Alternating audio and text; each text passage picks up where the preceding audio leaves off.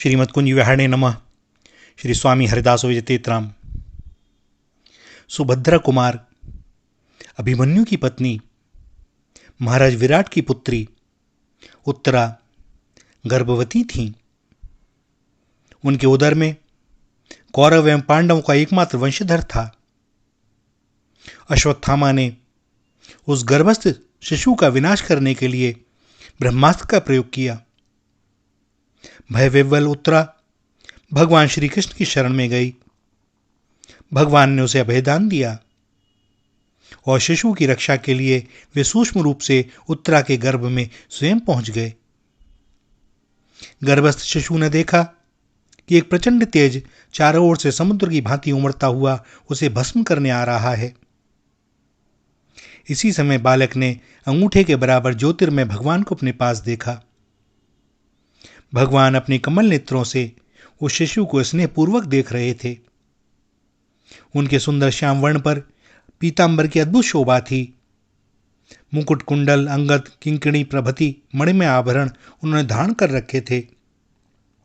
4 भुजाएं थीं, शंखचक्र गदा पद्म थे और अपनी गदा को उल्का के समान चारों ओर शीघ्रता से घुमाते हुए भगवान उस उमड़ते हुए आते हुए अस्त्र तेज को बराबर नष्ट कर रहे थे।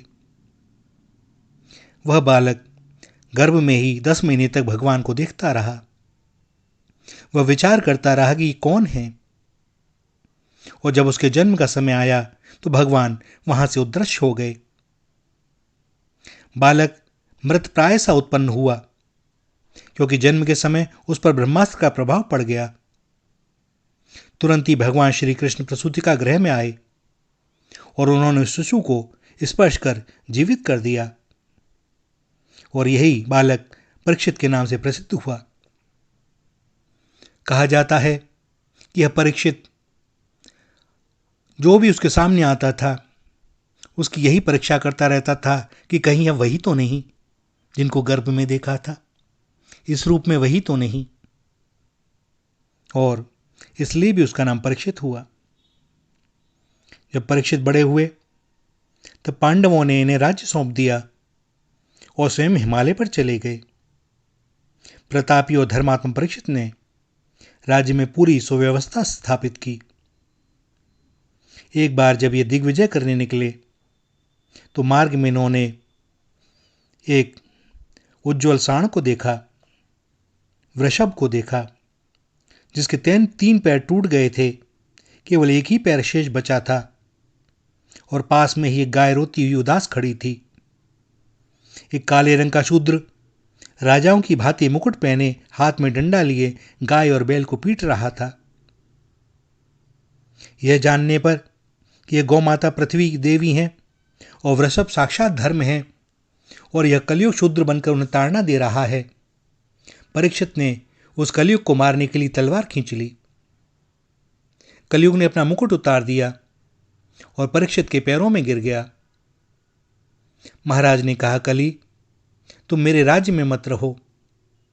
तुम जहां रहते हो वहां असत्य, दंभ, छल कपट आदि अधर्म रहते हैं। कली ने प्रार्थना की, आप तो चक्रवर्ती सम्राट हैं, अतः आप ही मुझे बताएं मैं कहां रहूं। मैं कभी आपकी आज्ञा का उल्लंघन नहीं करूंगा। कृपया आप मुझे जीवन दान दें। और राजा परीक्षित ने कली को रहने के लिए जुआ, शराब, स्त्री, हिंसा और स्वर्ण, ये 5 स्थान बता दिए, और यही 5 अधर्म रूप कली के निवास हैं। प्रत्येक कल्याण कामी को यथासंभव इनसे बचना चाहिए।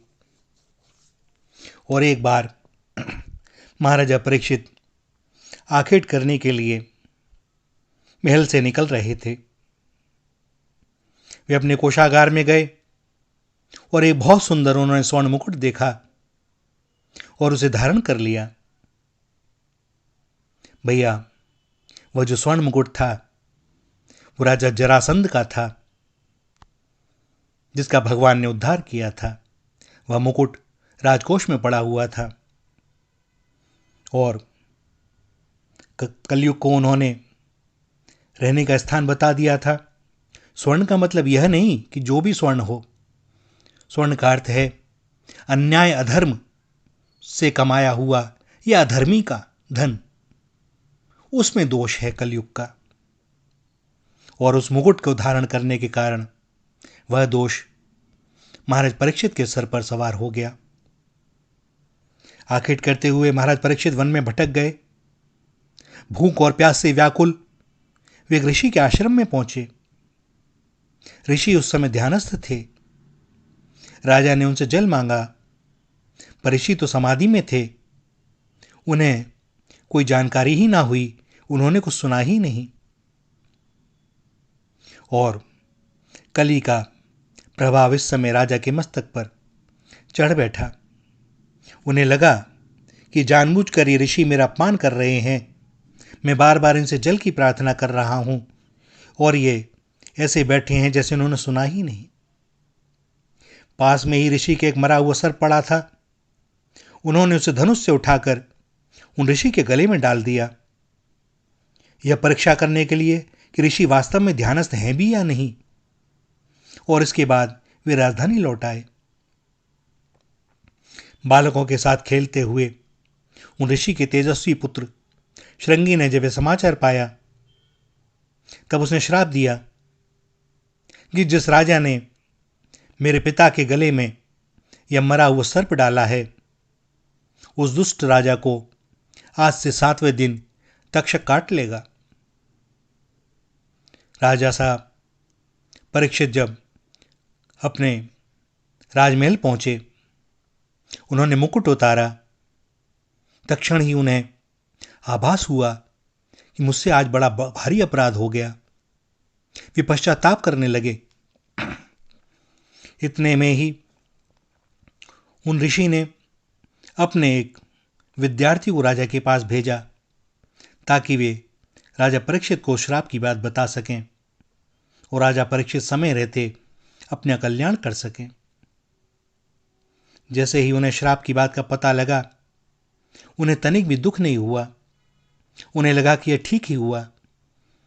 मैंने जो अपराध किया था उसका दंड मुझे मिलना ही चाहिए था। राजा परीक्षित ने अपने पुत्र जन्मेजय को राज्य दिया और गंगा तट पर जा बैठे। 7 दिनों तक उन्होंने निर्जल व्रत का निश्चय किया। ऐसे धर्मात्मा राजा के पास सभी ऋषि मुनि इकट्ठे हो गए, क्योंकि सभी को यह विदित हो गया था कि राजा को श्राप मिल गया है। तो राजा का किस तरह से कल्याण हो, इसके लिए वे सभी अपनी अपनी ओर से अपने विचार दे रहे थे। परीक्षित ने कहा, ऋषिगण, मुझे श्राप मिला, यह तो मुझ पर भगवान की बड़ी कृपा हुई। मैं विषय भोगों में आसक्त हो रहा था। दया में भगवान ने श्राप के बहाने मुझे उनसे अलग कर दिया। अब आप लोग कृपया करके मुझे भगवान का पावन चरित्र सुनाइए। और उसी समय घूमते हुए वहां सुखदेव जी पहुंच गए। भैया, ये भक्त की बात होती है। भक्त जब सब चारों ओर से विरत होकर एक भगवान को पाना चाहता है ना, तो उसका फिर सारे रास्ते भगवान खोल देते हैं। ऋषि मुनि भी आ गए और सुखदेव जी महाराज आ गए। किसी को निमंत्रण नहीं देना पड़ा। जो भगवत प्रीत्यर्थ सब करता है, एकमात्र भगवान को अपना आश्रित समझता है, भगवान उसके कल्याण के लिए अनेक रूपों में आकर के उसका मार्गदर्शन करते हैं। परीक्षित ने सुखदेव जी महाराज का पूजन किया और सुखदेव जी ने 7 दिनों में परीक्षित जी को पूरे श्रीमद् भागवत का उपदेश किया। अंत में परीक्षित जी ने अपना चित्त भगवान में लगा दिया। समय पर तक्षक ने आकर उन्हें डसा और तक्षक के विष से उनका देह भस्म हो गया। पर इस देह के भस्म होने से पहले ही वे अपने शरीर को त्याग चुके थे। और यह बात ऋषि मुनि जानते थे, या वे जिनके भरोसे परीक्षित थे। भैया, स्मरण रखना, यह जो श्राप की बात है, यह एकमात्र कहानी नहीं है, यह दृष्टांत नहीं है। 7 दिन अर्थात 7 दिन के बाद काल आता है। हम गिनकर देखें रविवार से लेकर के शनिवार तक सप्ताह में 7 ही दिन होते हैं, 8वां दिन बना ही नहीं, और 7 दिन के बाद काल को आना है। परीक्षित को तो मालूम था कि उनके पास 7 दिन है। हमारी विडंबना यह है, हमें यह भी ज्ञात नहीं कि इन 7 दिनों में से हम कितने दिन निकाल चुके हैं। 5 बचे हैं, 4 हैं, 3 हैं, 2 हैं, 1 है, या कुछ घड़ी या कुछ पल। संभवतः अगला ही पल आखिरी पल हो। हम क्या कर रहे हैं? क्या हमने अपने कल्याण के लिए कुछ किया है? हम घूमने भी कहीं बाहर जाते हैं या किसी कार्य से भी जाते हैं तो वहां के लिए आवश्यक सामग्री, आवश्यक साजो सामान अपने साथ रखते हैं। टिकट करवाते हैं, वहां जाकर रहने की व्यवस्था करते हैं, पहले से सोच कर चलते हैं वहां इतने दिन रहेंगे तो करेंगे क्या, और उसके लिए सारी सुविधाएं जुटाते हैं। और इधर 7 दिन निकलते जा रहे हैं। हम जानते हैं हमको जाना है, सभी लोग जा रहे हैं, हमें भी जाना है, किंतु क्या हम तैयारी करते हैं? वहां जो आवश्यक होगा, क्या वह साथ सामान हमने जुटा लिया है? भैया चिंतन करें, और भगवान सब समय हमारे कल्याण के लिए, हमारे मार्गदर्शन के लिए तत्पर हैं, इतना विश्वास रखें। श्री राधा, श्री राधा, श्री राधा।